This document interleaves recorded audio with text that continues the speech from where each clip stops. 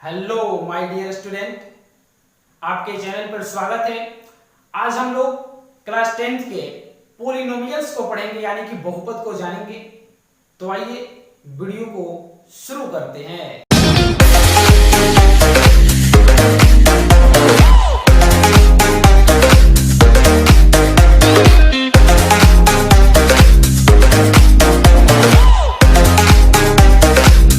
तो चलिए वीडियो को शुरुआत किया जाए और देखा जाए कि पोलिनोमियल्स क्या होता है। देखेंगे सबसे पहली बात कि पोलिनोमियल्स को हिंदी में बहुपद कहा जाता है, और इस बहुपद को थोड़ा सा हम समझने का प्रयास करते हैं। तो देखिए कि इसमें दो शब्द बना हुआ है, एक शब्द बहु और दूसरा शब्द जो है वह है पद। तो देखेंगे बहु का अर्थ होता है बहुत और पद का अर्थ होता है स्थान, अवस्था, जगह। यानी कि बहुत स्थान, बहुत जगह, बहुत तरह की व्यवस्था। अर्थात अब यहां पे एक इसका डिफिनीशन क्या बन सकता है, थोड़ा डिफिनीशन पे हम लोग गौर करते हैं। आखिर बहुपद का डिफिनीशन क्या होगा? तो आप इसे लिख लेंगे डिफिनीशन को कि चर राशि, अचर राशि तथा गणितीय चिन्हों का समायोजित संग्रह बहुपद कहलाता है। आया बात समझ में? तो देखिए अब बहुपद रही बात। अब बहुपद को जैसे कि मूल रूप से दो भागों में पढ़ा जाता है। इसे कौन कौन से भाग होते हैं? तो पहला भाग आपके सामने दिया गया है, इसे फर्स्ट भाग हम लोग मानते हैं पद के अनुसार, और दूसरा भाग जो है यहां पे दिया हुआ है घात के अनुसार। अब पद के अनुसार, घात के अनुसार क्या है? तो पद यानी कि स्थान, आपको हम बताए ही, स्थान के अवस्था के अनुसार यहाँ पे चार प्रकार का। कौन कौन से प्रकार? एग्जाम्पल को भी समझते चलेंगे हम लोग। फर्स्ट दिया गया है एक पदी बहुपद।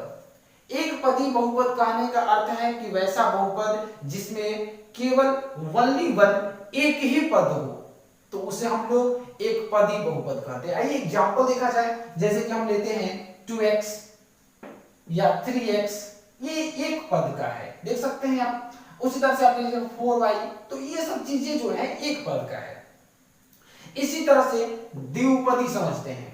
द्विपदी का मतलब होगा कि वैसा बहुपद जिसमें दो पद होते हैं, उसे द्विपदी बहुपद कहते हैं। इसका भी एग्जांपल देखेंगे। जैसे 2x + 1, मान लीजिए 3y + 5, इसमें देखिएगा दो पद, एक इसको पद मानेंगे और एक इसको पद मानेंगे, तो यहां दो पद हो गया।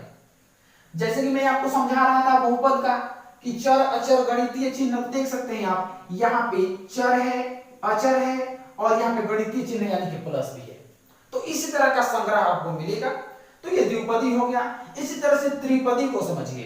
तो त्रिपदी बहुपद का आने का अर्थ है कि वैसा बहुपद जिसमें कितना पद हो जी? तीन पद हो, तो उसे हम क्या बोल लेंगे? त्रिपदी बहुपद बोलेंगे। इसका भी एग्जांपल लिख लेंगे। जैसे 2x² + 3x + 5, देख सकते हैं इसमें तीन को पद हो गया। अब उसी प्रकार अब आपके सामने आता है ऑप्शन एक और चीज, बहुपदी बहुपद। बहुपदी बहुपद कहने का अर्थ क्या है जी? वैसा बहुपद जिसमें पदों की संख्या 3 से अधिक हो। अब 3 से अधिक कहने का अर्थ क्या है? 4, 5, 6, ज्यादा हो सकता है, कम नहीं। तो ज्यादा वाले को हम क्या मानेंगे? बहुपदी मानेंगे। जैसे कि मान लेते हैं कि 4x³ + 3x² + 2x + 9, तो देख सकते हैं आप, ये चीज आपका बहुपदी में आएगा, यानी कि 3 से ज्यादा हो गया। अब यहां तो ये पद के अनुसार था, घात के अनुसार भी समझते हैं कि कितने प्रकार के बहुपद होते हैं। तो घात के अनुसार आपके सामने बोर्ड पे लिखा हुआ है रैखिक बहुपद। अब रैखिक का क्या अर्थ है, इसको भी समझाते हैं। रैखिक कहने का अर्थ है कि जिसका घात एक हो। चलिए रुक जाइए, पहले सबसे पहले मैं आपको घात ही बता देता हूं कि घात क्या होता है। देखिए घात के अनुसार में आया है घात, तो पहले घात जान लेते हैं। किसी बहुपद में चर राशि के ऊपर जितना पावर होता है उसी को घात कहा जाता है। जब एग्जांपल लिखेंगे तो आपको फिर से एक बार रिपीट करेंगे।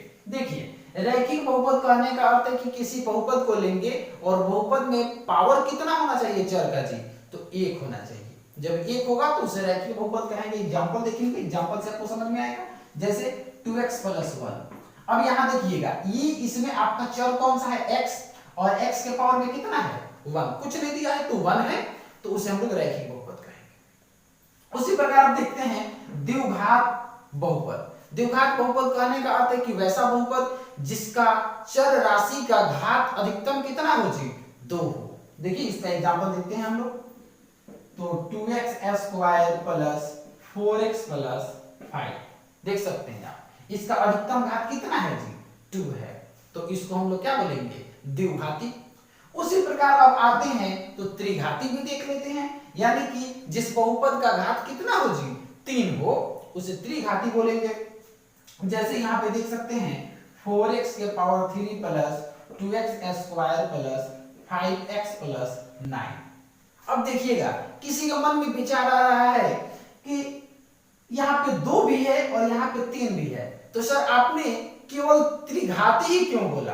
तो मैं आपको पहले भी बताया था, अभी भी बता रहा हूं कि जो अधिकतम घात होता है उसी को काउंट किया जाता है, यानी कि इसमें सबसे अधिकतम घात 3 वाला है इसलिए ये त्रिघाती है, और इसमें अधिकतम घात 2 था तो द्विघाती हुआ। तो इस तरह से बातें आपको समझ में आई। चलिए इसके बाद हम लोग को जानना है बहुपद का हल, कि बहुपद का हल कैसे करते हैं। चलिए यहाँ पे हम थोड़ा सा जगह है इसमें बचा हुआ है, यहीं पे आपको हल के बारे में समझा देता हूं। जैसे कि बहुपद का जब अगर हम हल करते हैं तो हल का प्रकृति जो है 2 प्रकार से, कितने प्रकार जी 2 प्रकार से इसको हल करते हैं। पहला क्या है जी, तो पहला होता है शून्यक निकालना।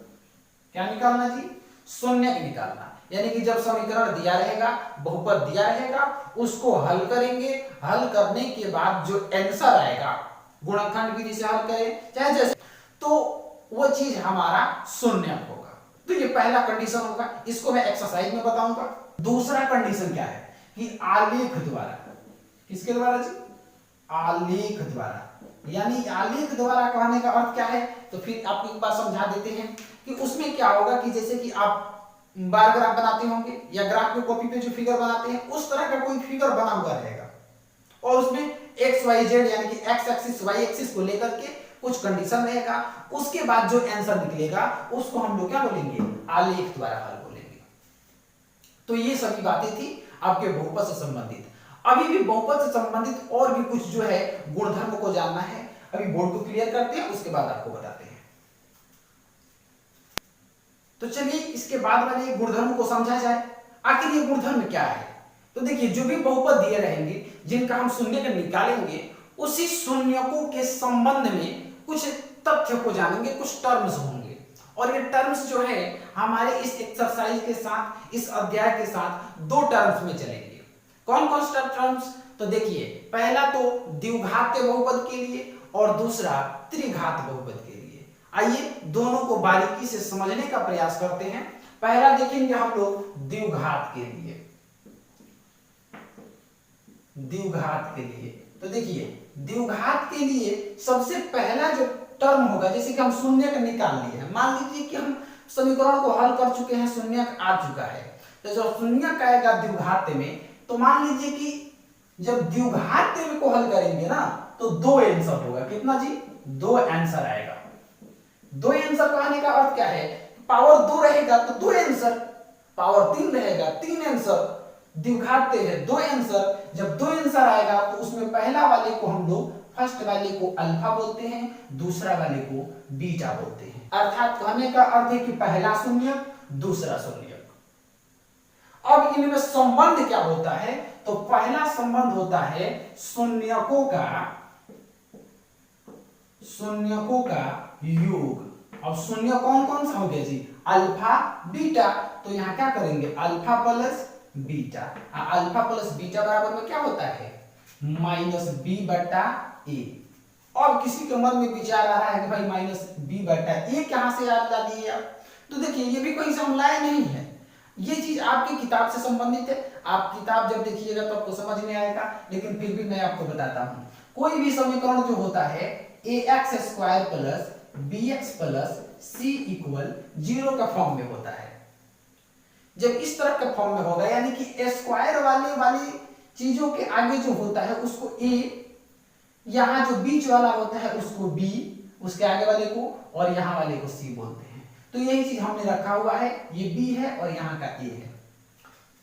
अब देखते हैं दूसरा है शून्यकों का गुणा। तो शून्यकों का गुणा कहने का अर्थ है कि alpha into beta. Alpha into beta क्या होता है जी? तो सी बट्टा में ए। अब ये चीज थोड़ा सा अगर आपको सस्पिशन हो रहा है तो इसके लिए आपको घबराने की जरूरत नहीं है। मैं जब आपको एक्सरसाइज बताऊंगा जस्ट इसके बाद वाला जो वीडियो होगा उसमें आपको अच्छे ढंग से मैं समझा दूंगा, यानी कि उसकी जरूरत उसी वहीं पर है। तो इसलिए आप यहाँ कोई ज्यादातर टेंशन ना ले, बस इतना आप ध्यान रखें कि ये शून्यकों का योग होता है और ये शून्यकों का गुणा होता है। चलिए, तो ये था आपका द्विघात के लिए। अब हम थोड़ा सा त्रिघात को भी समझ लेते हैं। देखिएगा त्रिघात के लिए, देखिए त्रिघात के लिए भी मैं आपको यहाँ समझाने का प्रयास करूंगा। यहाँ 2 आंसर था, अब यहाँ कितना आंसर होगा जी? 3 आंसर होगा। कितना जी? 3 आंसर होगा। अब देखिए जब 3 आंसर होगा, यहाँ 2 आंसर था तो अल्फा बीटा, और यहाँ 3 आंसर होगा तो कितना जी? अल्फा बीटा और गामा जाएगा। यहाँ पे 3 आंसर अल्फा बीटा गामा। अब यहाँ भी कुछ संबंध है, तो पहला संबंध जिस तरह के शून्यकों का योग वाला लिए थे, गुणा वाला लिए थे, उसी प्रकार यहाँ पे लेंगे। तो कैसे? देखिए alpha plus beta plus gamma बराबर में होता है माइनस बी बट्टा ए। देखिएगा यहाँ देखिए कंडीशन, पहला condition alpha plus beta plus gamma, तीनों को जब ऐड करते हैं तो माइनस बी बट्टा ए, फर्स्ट कंडीशन। दूसरा ए। अब इसी प्रकार जो है आपका दूसरा कंडीशन भी होगा। क्या होता है दूसरा कंडीशन? देखा जाए alpha into beta plus beta into gamma plus gamma into alpha बराबर क्या होता है? इसको देखेंगे तो ये वैल्यू होता है सी बट्टा ए। क्या होता है जी? सी बट्टा ए होता है। इसी प्रकार तीसरा कंडीशन भी है।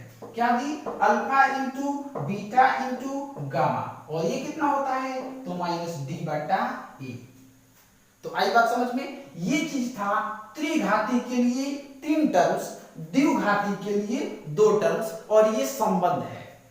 जब आप एक्सरसाइज को बनाइएगा तो एक्सरसाइज में सवाल आएंगे और उसमें बोला जाएगा कि शून्यकों के बीच संबंध को बताइए। आई बात समझ में आपको? तो दोस्तों ये वीडियो आपको कैसी लगी कमेंट करके जरूर बताएं। कितने आप एक्साइटेड हो रहे हैं, कितना आपको समझ में आ रही है पढ़ने में, कितना मजा आ रहा है, उस बात को भी थोड़ा सा इसमें जिक्र करें, कमेंट आप जरूर करें। और हो सकता है कि अगर आपको ऐसा लगे कि वीडियो काफी हेल्पफुल है, दूसरों की भी इससे लाभ हो सकती है, तो वीडियो को शेयर कर दें। और अगर आप चैनल पर नए आए हैं तो चैनल को अवश्य सब्सक्राइब कर दें। और हम लोग मिलते हैं इसके बाद नेक्स्ट वीडियो में, नेक्स्ट सेशन के साथ, एक्सरसाइज वाले सवाल के साथ। तब तक के लिए धन्यवाद।